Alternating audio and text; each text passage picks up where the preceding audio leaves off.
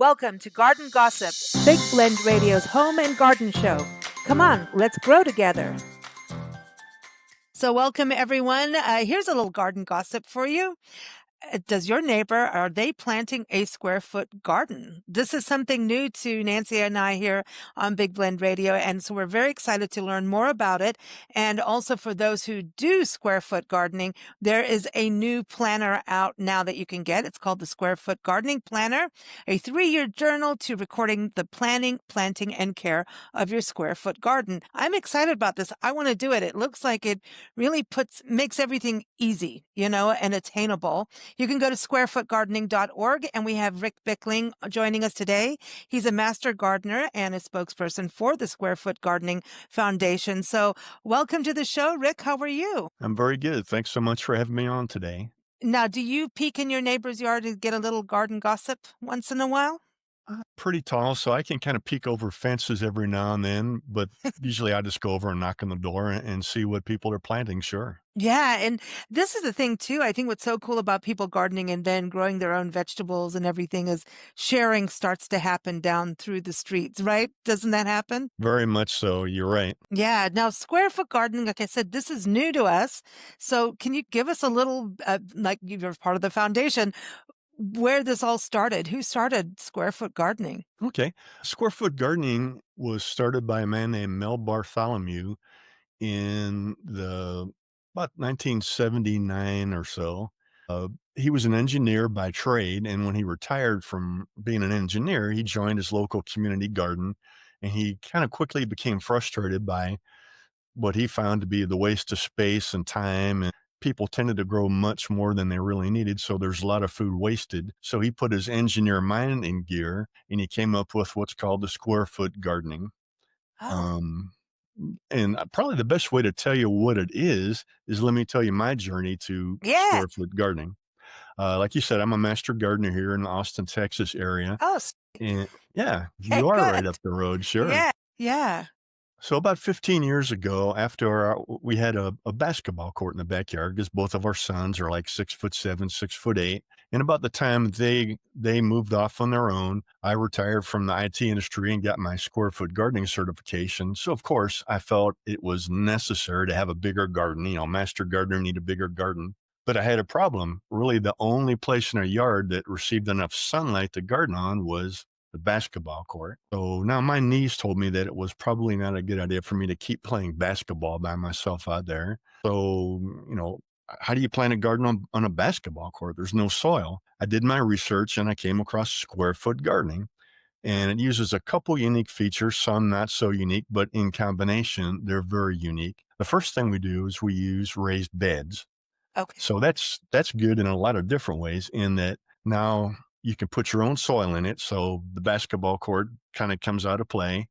And another thing that many people don't think about with a raised bed is it separates out the growing area from the walking area. I remember growing up with me, we had, big area. We'd go out and rototill in the backyard, and you'd have 3 feet in between a big row of corn, big row of tomatoes, big row of peas or something like that. So that 3-foot aisle, that takes up a lot of space.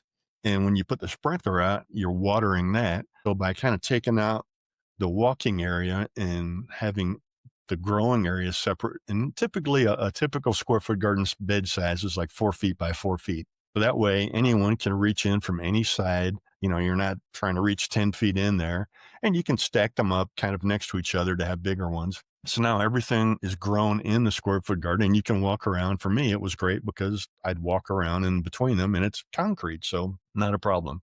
The next thing is, we mentioned briefly putting your own soil in there. Well, there's thousands and thousands of different kinds of soil in just the United States alone. And you mentioned that when you, in your travels, you take care of people's gardens for them, right? Mm-hmm.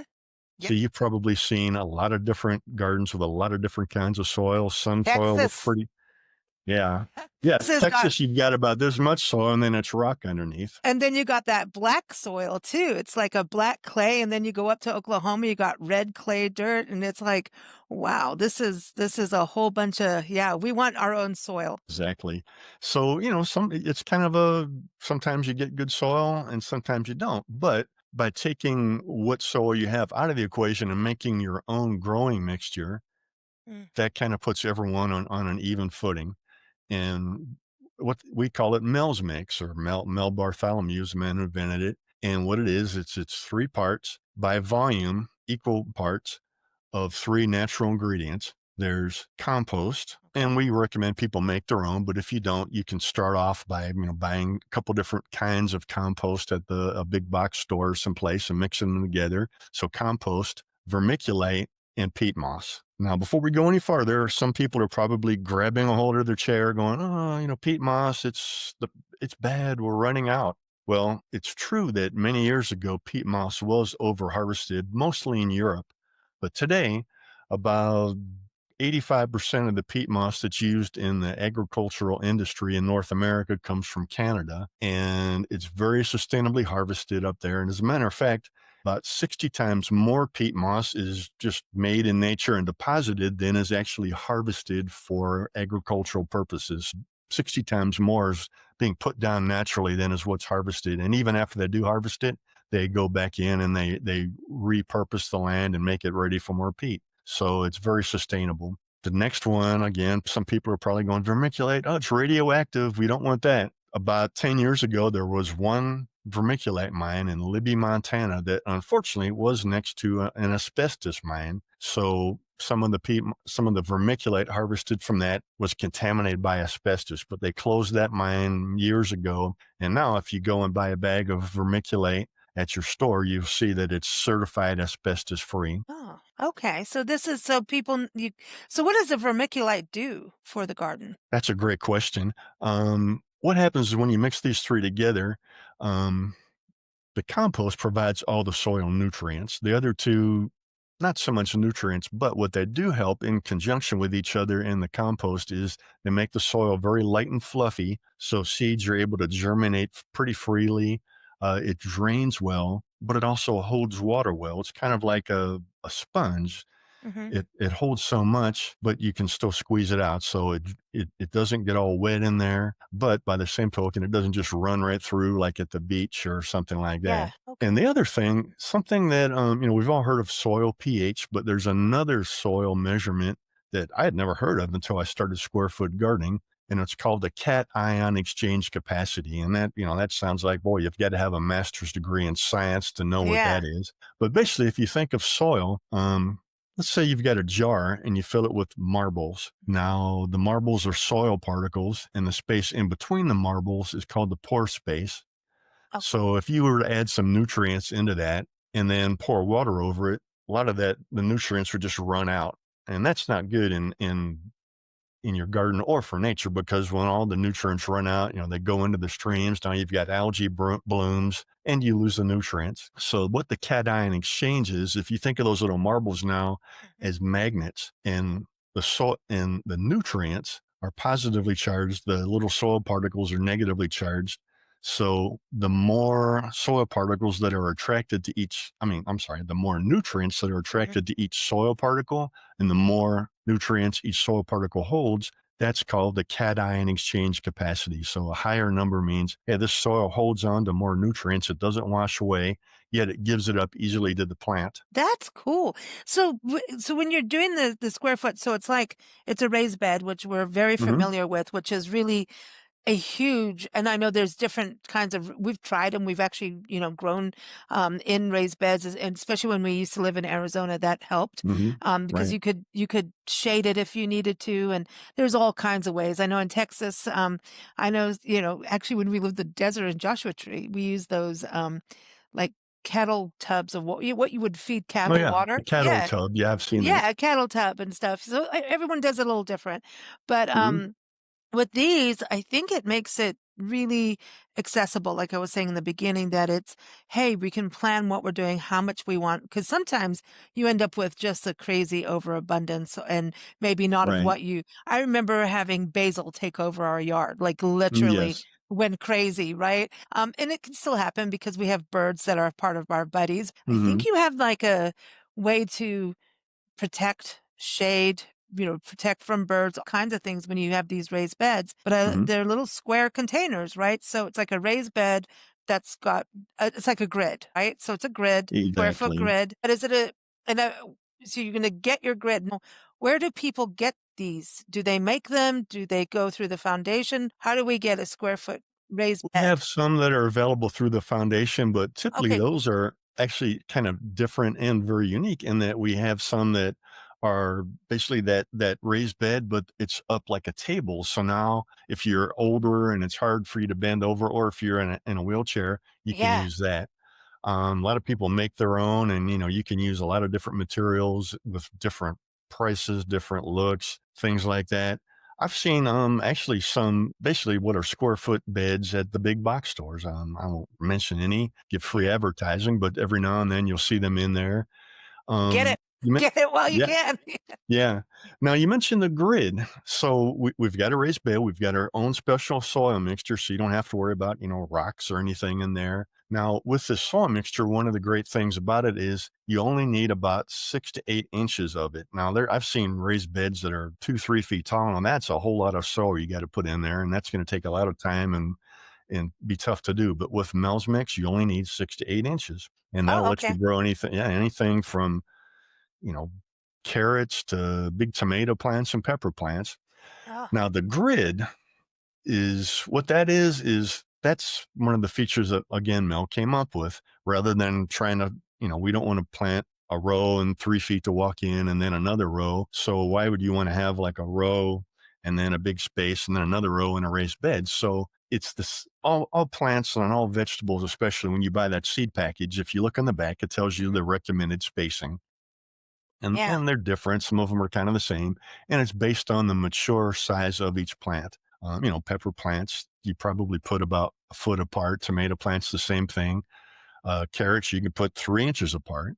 yeah. So instead of having to have like a big 4 foot row of carrots in there, we've kind of taken it and broken it up and divided the 4 by 4 foot bed into 1 foot by 1 foot squares. So 16 little squares in each 4 by 4 foot bed. Each square is 1 foot by 1 foot. And it's not necessarily a container. We just kind of use some kind of a permanent, maybe a piece of metal, or I use my drip irrigation lines to kind of mark those out. And Okay. so now, if you want to plant carrots, instead of planting like a carrot, a carrot, a carrot, a carrot, a carrot, for 3 feet, you plant basically well, you can have 16 carrots in 1 square foot. That's cool, and they're not really competing either, because that No, can also happen when we're planting is you water, and then next thing you know, the seeds have all gone down into a pool together, and then they're all like, exactly. me, no, not you, me, it's mine. Yeah.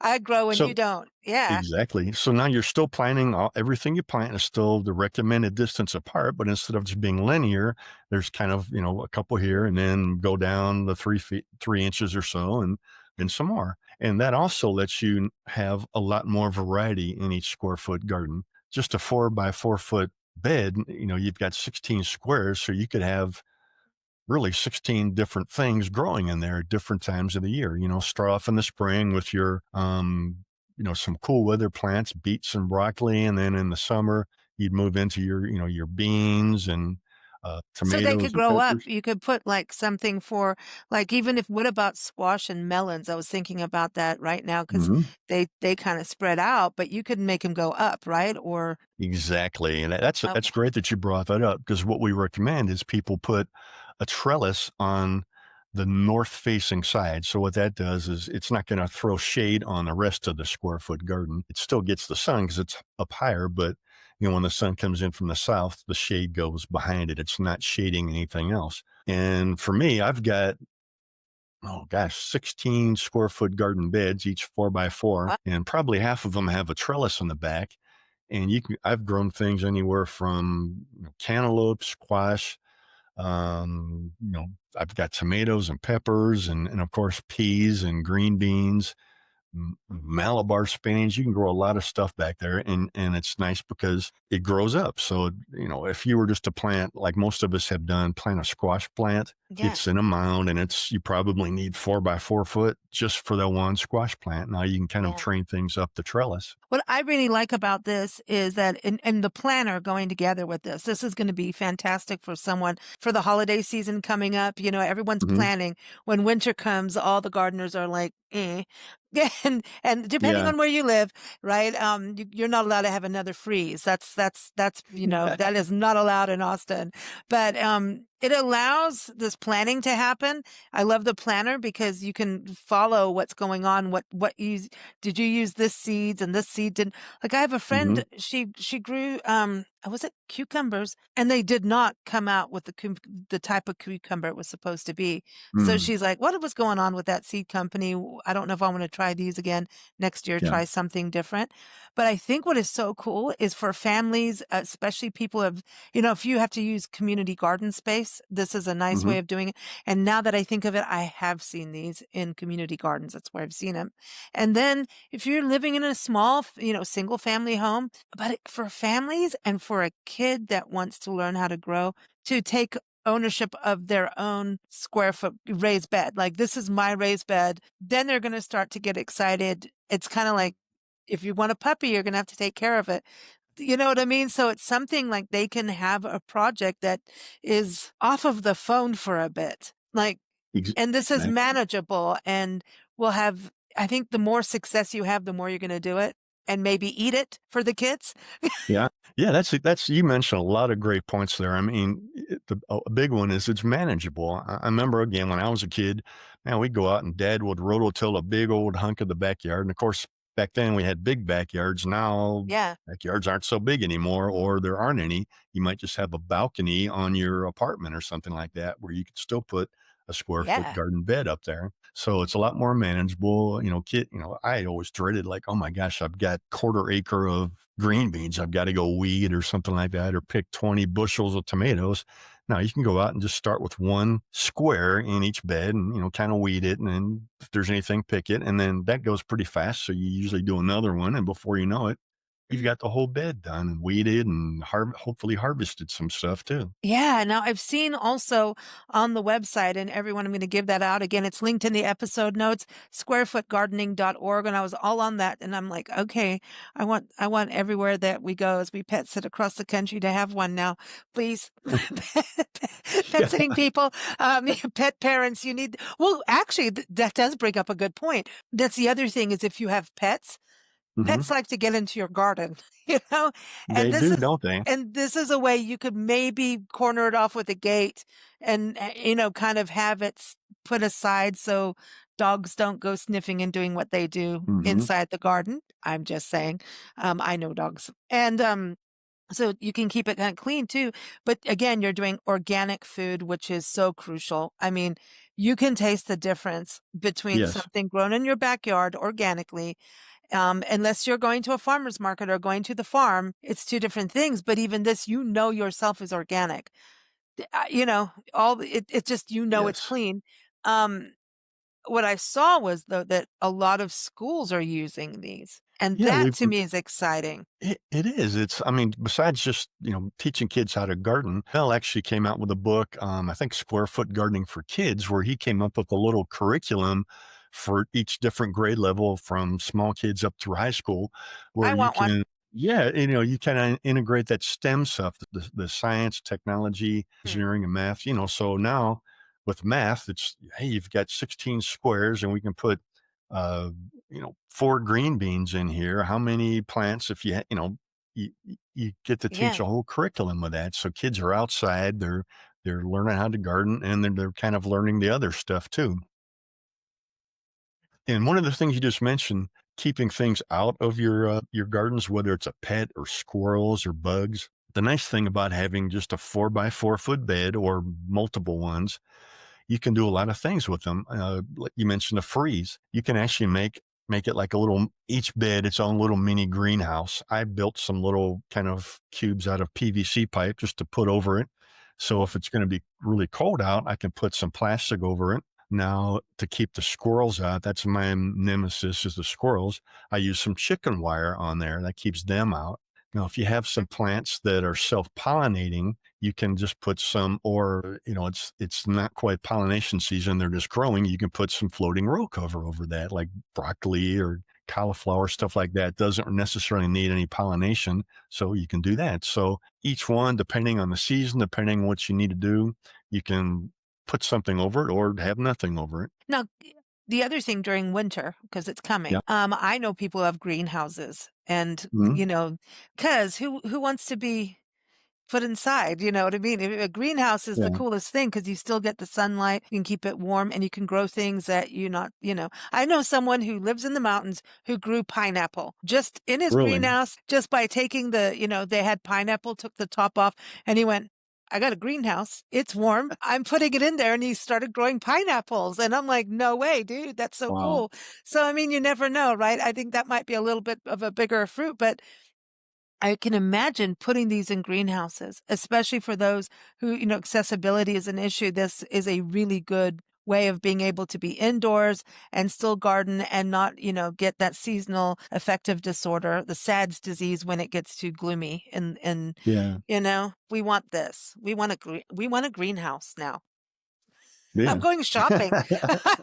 You can have your little garden shed, Now the planner, what I think is really great is, things are changing in our climate, right? And the microclimates are changing a little bit here and there, and Okay. weather's getting a little interesting. I think the planner is really cool because it can teach you, like, okay, last year we had the ice storm of Austin.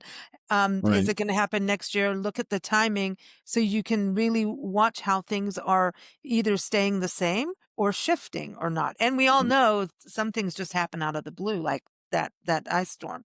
So Yeah. does that help you keep track of pests that you may want to, like squash bugs and all of that, Yeah. and noting what worked?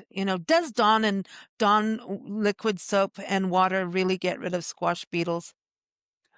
I hate those things. I've had the only way I've been able to get rid of them is just to keep them out, and that's by putting some kind of a row cover over it. Now, like a squash plant, though, it needs something to pollinate. There's a male flower and a female flower. So it's either you just take your chances with the squash bugs and the squash vine borers and hope for the best, which for me has not been very good lately. If you cover it, it keeps the bugs out. But now, like for that, that's kind of a crazy thing where you need to get a little paintbrush and move the pollen. So anymore, I don't grow those. Oh, okay. Well, the squash bugs, I had, we were taking care of a mini farm and she was doing the Yeah. straw bales and all organic farm. And then she had these squash and a beautiful squash and the squash bugs come. And I said to her, well, I looked this up. Can I do this? She says, no, the only way you're going to get rid of them and you're going to have to hand pick every squash bug. We're so organic, no liquid soap, even if it's Dawn, is allowed to touch it. And I'm Mm. sitting there going, I'm not picking off every squash bug and putting it into a bucket of water. I don't have all that kind of time. And I'm looking at this nuts. Well, you know what happened? A tornado and ribbon lightning came through. This is in Oh, wow. Arkansas. Oh, yeah, it was crazy. And you know what happened? She had a tomato plant growing next to it with wire, one of those wired kind of tunnely things, like a cone. Yeah. The lightning hit that and Mhm. zapped that plant, and all the bugs died, and she still had some zucchinis and things. Did the So plant live? the plant, like, it was actually the straw bales went flying, like, Yeah. really went flying, and I did end up walking around with my hair up like that. It did happen. It Golly. does. But the zucchini survived though, huh? The zucchini survived, but it hit exactly where the bugs were congregating. Is that not Yes. like the coolest thing ever? See, there's a business opportunity for if you could somehow make a little garden lightning generator for squash bug, zapping, It's like you'd being be in in check. Louisiana with those little zappers for mosquitoes, It's like Yeah. that's what we need. But anyway, I got off topic there a little bit, but it was funny. I was just like, dude, that is the coolest thing ever because I've never been able to get rid of them. But having that planner, it can you can start to remember, oh yeah, the squash bugs come at this time. Start Yeah. getting ready with your zap gun or whatever you want to do. Exactly. Now we just came out with I think the 4th edition of the Square Foot Yes. Gardening book in January. So that's a Oh, simple okay. book. Get But them if people are together. getting Yeah. started, I'd recommend get that because that kind of tells you how to do it. But the planner, you're right. It's, this year, you're in the middle of things, you're, taking care of weeding, killing stuff. But then next year it's like, gosh, what did I plant here last time? Because you want to kind of crop rotate a little bit. You don't want to plant the same thing in the same square every year. So you want to move things around. And then you go, gosh, did I have trouble with squash bugs last year? Or was that squash vine borers? Or did the squirrels get in there? When did I plant the They tomatoes did. last year? So it's a great way to keep track of everything you do so that next year you can go back and kind of reference it. And then for years to come, again, you can kind of see, oh gosh, look, I'm planting a little bit later. Things are maturing a little bit later or earlier or whatever. Mm, So mm, it's mm. a good resource to see not somebody else's information, but your information from what you've done previously and then apply it and hopefully make things easier and better. Now you mentioned Especially at the something. beginning, especially at the beginning, right? Well, at the beginning, you'll have a blank book and you'll just start putting stuff in there. So it's That's exciting. so the planner doesn't necessarily help right away, but it does. It helps you remember when you planted something, and now you know of. Again, on the seed packet, it says that things will mature in like 60 to 65 days or something. So you can kind of Yeah. reference that. And then, as they get close to ripening, of course, make sure they really are ripe. So it does help with that. Now, you mentioned something when you're about picking the bugs off of there because they're organic.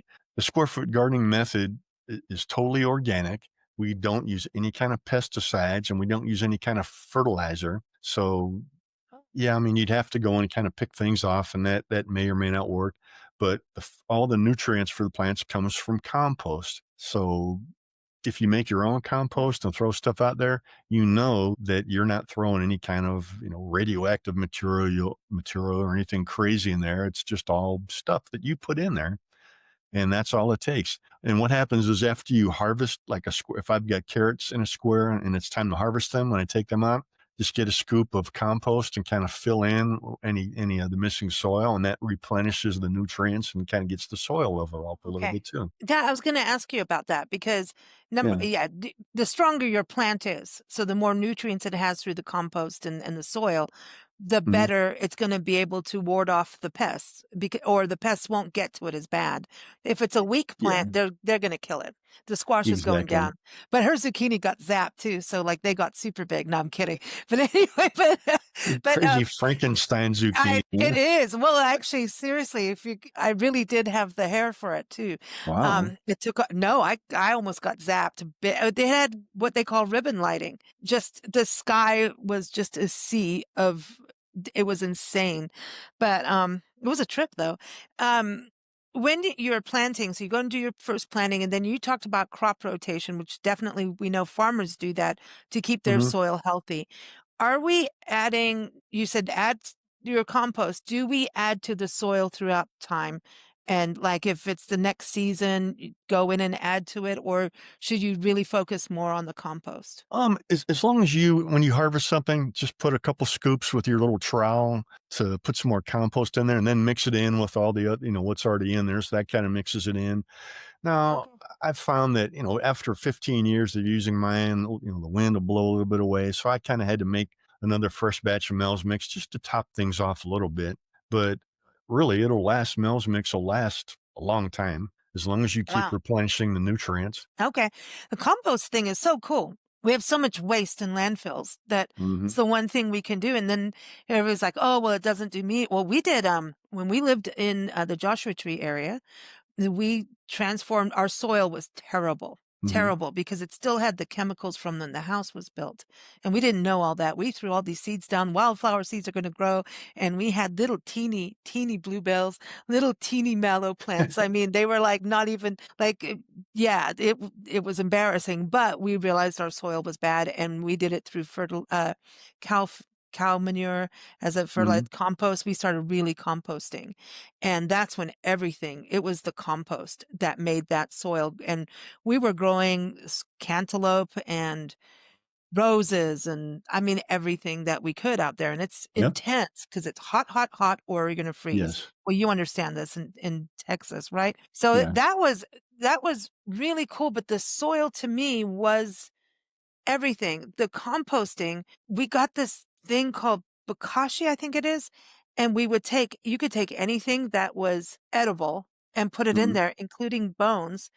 And it actually, you put it like a teaspoon in a gallon jug of water, and that is your compost. It was like liquid Hmm. at that point. Interesting. You could clean your drains with it. So we kept going, well, this is getting a little weird, but there are composting tools now. Like people get scared about composting, but there's just so many ways and there's so many nifty kind of things that you can put in your backyard that no one's going to know.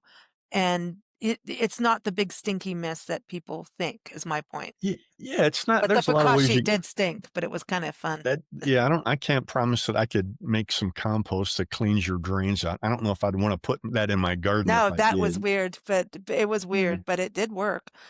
Hmm. But yeah, I mean, it did. It was just highly concentrated. And if you Mm. didn't dilute it properly, then you're going to burn things basically Okay. with it. So Yeah. everything had to be diluted. But the composting thing, I really want people to understand the benefits. I mean, we worked with a nonprofit called Bethesda Green, Uh-huh. and they were going around to apartment complexes Mhm. that didn't have trees, they were putting native trees back for shade and like Okay. rectifying what was going on and putting in composting bins and gardens like what you're doing with the square Yeah. foot garden, those kind of raised beds so that there was a Mhm. quality of life coming to these communities. And Mhm. they did composting. And I know Global Green in LA also did this where they were going to condo complexes, apartment complexes, and creating composting areas so Mhm. that things weren't going to the landfill. And then some of the city programs are starting to be really good about wanting the compost and using Yeah. it for roadside. So it's a huge thing. So I really want people to understand the benefits of composting is, and then you're only spending money really on the beginning part of getting your raised bed, getting the seeds if you're doing by Right. seed, which is the Mhm. most cost effective way. Right. I Right. mean, this is far cheaper than going to your grocery store and not knowing. It really is, and now you mentioned it's great that the kids can, help their families produce food. Now, one of the things the foundation does is we actually work with some nonprofit groups that go to underserved areas, not Okay. just in the United States, but in other parts of the world where they're really having where there's, food insecurity, and we'll go in and we'll teach them how to make square foot garden beds. Now, down there, they can't just pop on down to the big box store and get some, Right. vermiculite or peat moss. So what we do is just have them use 100% compost, and we teach them how to make the square foot garden beds and get some seeds and grow it, and they can actually produce a lot of their own food. And for people that are really food insecure, wow, it's just a very empowering to seeing the pride on everyone these people's faces as they look and see, I made this, I grew this and provided for their families. So that's all the profits from the books go to the foundation, and that's what we do with it. We provide. Yeah, I'm not driving like the square foot garden, like the Mary Kay pink square foot gardening car or anything like that. It's just it all goes to the foundation, and we provide, and we help underserved communities. It's fantastic because there are food deserts even across our country. There's food deserts, and Yeah. I mean, we know this country very, very well. Being on the road full time, and the food desert thing is really a real deal. Hmm. Especially for different, communities. Some are just, hey, sorry, but we're not helping you here. That's where the tree line stops. Yeah. Suddenly the parks are only for these people over here and not for over here. And so this helps with food, but also I feel like pride.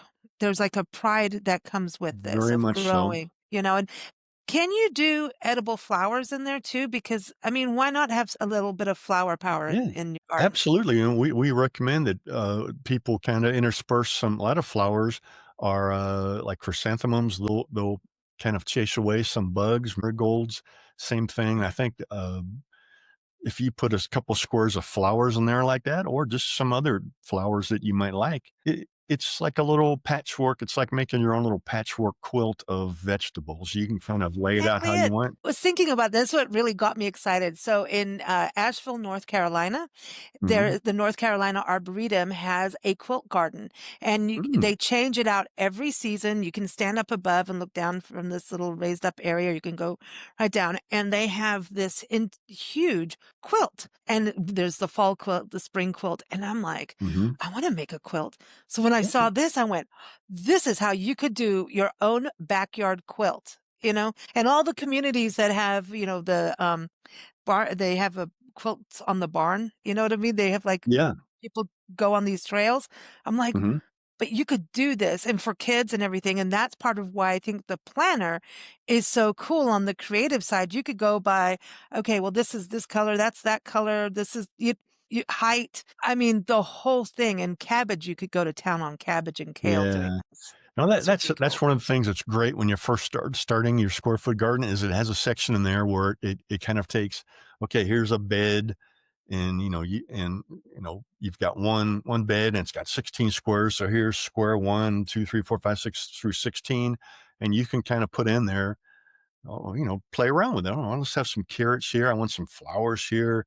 Maybe have the tall stuff in the back on the trellis. Let the kids get involved, or just you get involved and make it what you want. Grow what you like. Maybe try a few new things. But if you don't like Brussels sprouts, don't grow Brussels sprouts. Grow mostly stuff you like and get creative with it.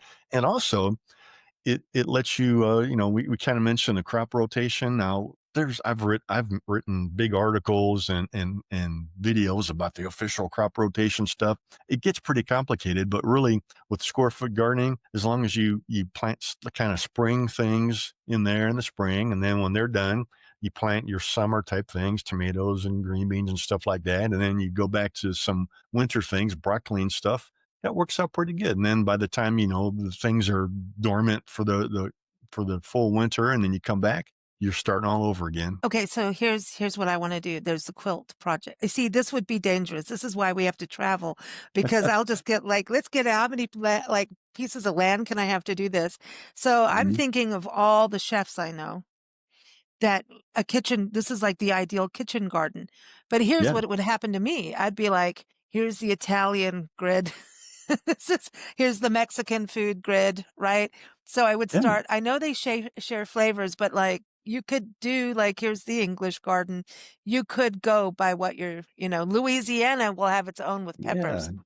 Absolutely, and that's actually we talked about just kinda making up your own, and that's fine if you wanna do that, but in the book, it actually has some, like you said, here's a pasta garden, a pizza garden, here's, You have a pizza garden? yeah, yeah, I'm here's like a in. salsa garden, so it has some recommendations, you can kind of, use a whole one or pick a bit of it. So, we're not just telling you to go figure it out yourself, you're on your own. We give you a lot of ideas to kinda start with and then lets you customize it to whatever you want. And the Three Sisters, you can do those really easy, right? Squash Yeah, beans and what's the other one? corn, Cilantro, corn. corn. Yeah, 'Cause the beans grow up the corn and then yeah, yeah, but that's the way families can do a project together that I think is so beautiful to do.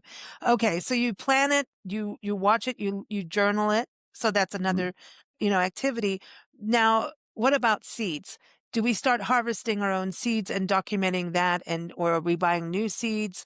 And if you're too late for the season, you can still do transplants, right? Yeah, a lot of things like tomatoes and peppers are it's you can start things from seed like that, but you have to start them maybe in a greenhouse, couple weeks, several weeks before you plant them, but a lot of things, carrots or green beans, stuff like that, it's cheaper and easier just to go ahead and plant the seeds.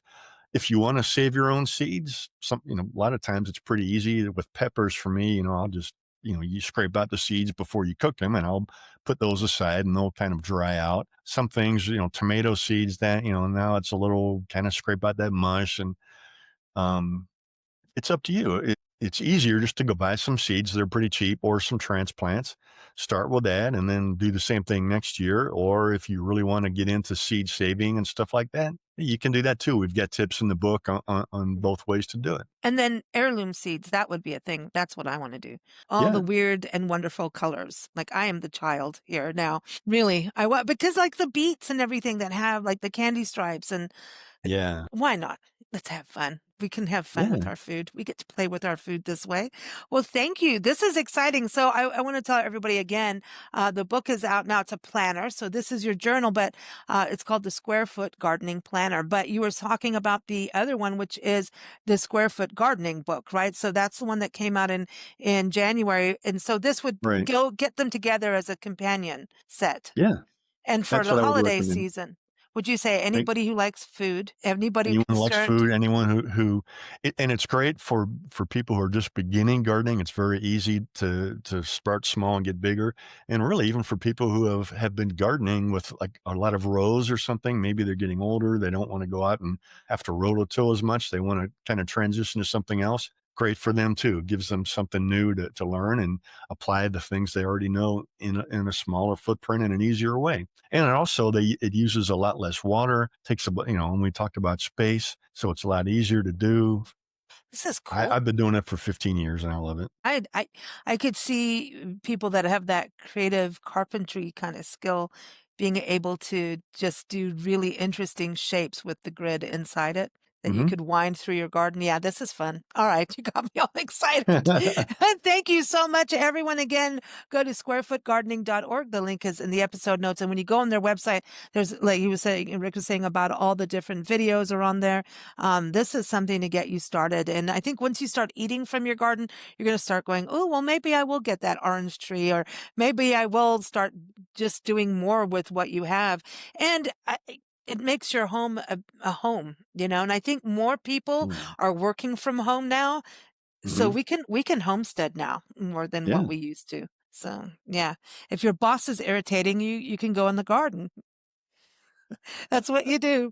Thanks so much, Rick. We appreciate your time and also for all the knowledge, and love what the foundation is doing and helping in really creating some food oases versus deserts. So thank you so much. Thank you for having me on. Thank you for joining us here on Big Blend Radio's Garden Gossip Show.